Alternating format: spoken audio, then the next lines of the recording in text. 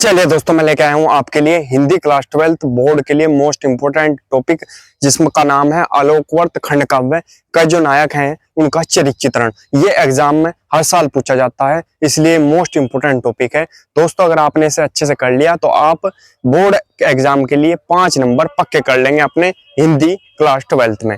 तो इस चीज का ध्यान रखेंगे और बहुत ही आसान तरीके से करेंगे।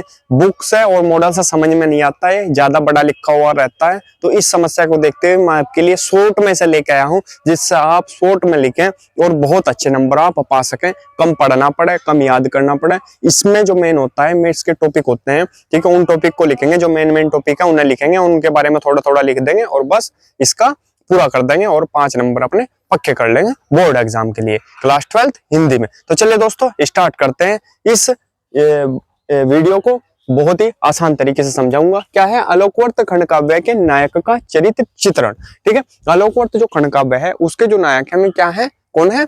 गांधी जी हैं। ठीक है, महात्मा गांधी। किसने लिखा है? आंसर में लिखेंगे गुलाब खंडेलवाल द्वारा रचित आलोकवर्त खंडकाव्य के नायक महात्मा गांधी हैं। गांधी जी की चारित्रिक विशेषताएं निम्न है।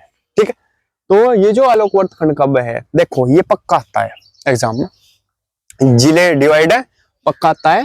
ठीक है, 5 नंबर पक्के हैं आपके। चरित्र चित्रण इसका पक्का आता है, और अथवा में सर्ग भी आते हैं कि प्रथम सर्ग द्वितीय सर्ग। लेकिन अगर आपको उन सर्ग से बचना है तो आप चरित्र चित्रण याद कीजिए इसका, और आप अच्छे नंबर ला पाएंगे और आप अट्रैक्टिव लिख पाएंगे यहाँ से। ठीक है, जो मैं लिखवा रहा हूँ उसे लिखेंगे, उसके हेडिंग लिखेंगे बस, और इतना ही करेंगे। ठीक है, जितना मैं कराऊंगा।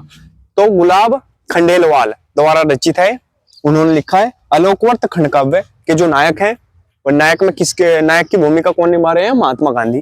ठीक है, और गांधी जी की चारित्रिक विशेषताएं निम्न है, तो उनका चरित्र का वर्णन यहाँ करेंगे हम। ठीक है, नंबर एक क्या थे? वे सत्य और अहिंसा के उपासक थे। सत्य और अहिंसा के उपासक थे। ठीक है, मेन होते हैं हेडिंग। फिर उनके बारे में लिख देंगे हम। 5 नंबर का पूछा जाता है तो 3 हेडिंग ये है, 3 और लिख देंगे या 2 और लिख देंगे। ठीक है, जिससे 5 नंबर हैं तो आपके पूरे के पूरे बन जाए। ठीक है, तो इस चीज का ध्यान रखेंगे, क्योंकि ये नंबर बनाने की मशीन होती है। अगर आप इन्हें छोड़ देंगे, इसे छोड़ देंगे, तो बस जो फिक्स है, मान लिया पर्सन आना ही आना है, अगर आपने वही छोड़ दिया तो आप क्या करोगे? फिर कुछ नहीं हो पाएगा। तो इसलिए इसे जरूर करना है। ठीक है, कंपलसरी ये करना। सत्य और अहिंसा के उपासक थे। गांधी जी ने अपने जीवन में सत्य और अहिंसा को सर्वोपरि महत्व दिया। ठीक है, ये तो खुद से बनाकर लिख सकते हो।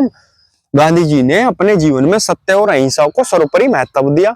ठीक है, अगर आपके याद है सत्य और अहिंसा के उपासक, तो आप लिख सकते हो गांधी जी ने अपने जीवन में सत्य और अहिंसा को सर्वोपरि महत्व दिया। मैं अहिंसा को शक्तिशाली अस्त्र मानते थे। मैं क्या मानते थे? अहिंसा को शक्तिशाली अस्त्र मानते थे। हो जाएगा, कोई दिक्कत नहीं है। अगला जो टॉपिक है वो क्या है? नंबर 2 देश प्रेम। नंबर 2 पे क्या है? देश प्रेम। ठीक है, देश प्रेम है, तो अगर आपको पता होगा हेडिंग देश प्रेम, तो क्या लिख देंगे आप? गांधी जी अपने देश से इतना प्यार करते थे कि उन्होंने तन मन धन से देश की सेवा की। उन्होंने किससे सेवा की? तन मन धन से देश की सेवा की। ठीक है, आपको पता होगा देश प्रेम है, तो देश प्रेम में क्या है? जब देश प्रेम था तो देश की सेवा कर रहे होंगे, की होगी उन्होंने। ठीक है, तो गांधी जी अपने देश से इतना प्रेम करते थे, मतलब पागल से पागल भी, अगर कुछ भी नहीं पता तब भी आप लिख सकते हो, उसके लिए बता रहा हूँ। ठीक है, गांधी जी अपने देश से इतना प्रेम करते थे कि उन्होंने तन मन धन से देश की सेवा की। ठीक है, नंबर 3 पाएगा आपका पुरुषार्थ एवं ईश्वर में आस्था। पुरुषार्थ एवं ईश्वर में आस्था। ठीक है, पुरुषार्थ था एवं ईश्वर में आस्था रखते थे। ईश्वर में आस्था रखने का यानी विश्वास रखते थे। ठीक है, तो क्या लिखेंगे? गांधी जी पुरुषार्थ को भाग्य से ऊपर मानते थे। ठीक है, भाग्य से ऊपर मानते थे। किसे? पुरुषार्थ को। ठीक है, उन्होंने अपने पुरुषार्थ के बल पर ही ब्रिटिश राज्य की नींव हिला दी। ठीक है, उन्होंने क्या कर दिया था? अपने पुरुषार्थ के बल पर ही ब्रिटिश राज्य की नींव हिला दी। मैं ईश्वर के प्रति सदा आस्थावान बने रहे।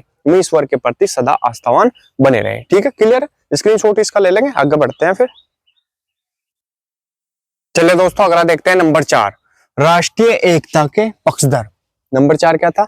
राष्ट्रीय एकता के पक्षधर थे। ठीक है, गांधी जी ने भारत की जनता को एकता के सूत्र में बांधने के लिए जीवन पर्यंत प्रयास किया। ठीक है, क्या राष्ट्रीय एकता के पक्षधर थे। गांधी जी ने भारत की जनता को एकता के सूत्र में बांधने के लिए जीवन पर्यंत प्रयास किया। ठीक है। नंबर 5, स्वदेशी वस्तु एवं खादी को महत्ता। स्वदेशी वस्तु जो होगी, स्वदेशी मतलब अपने देश की वस्तु, और खादी जो थी अपने देश की बनी हुई उसे महत्व देते थे, उसे पहनते थे। तो गांधी जी ने स्वयं भी और अपने अनुयायियों को भी स्वदेशी वस्तुएं और खादी अपनाने की प्रेरणा दी या सलाह दी। ठीक है। गांधी जी ने स्वयं भी और अपने अनुयायियों को भी स्वदेशी वस्तुएं और खादी अपनाने की प्रेरणा दी। ठीक है। नंबर 6, हिंदू मुस्लिम एकता। हिंदू मुस्लिम एकता पर बल दिया उन्होंने सारे जीवन हिंदू और मुसलमानों को भाई भाई की तरह रहने की प्रेरणा दी। ठीक है। स्क्रीनशॉट इसका ले लेंगे यहाँ तक पूरा, तो आपके 5 नंबर पूरे, बस आपको इतना ही लिखना है, स्क्रीनशॉट इसका ले लेंगे।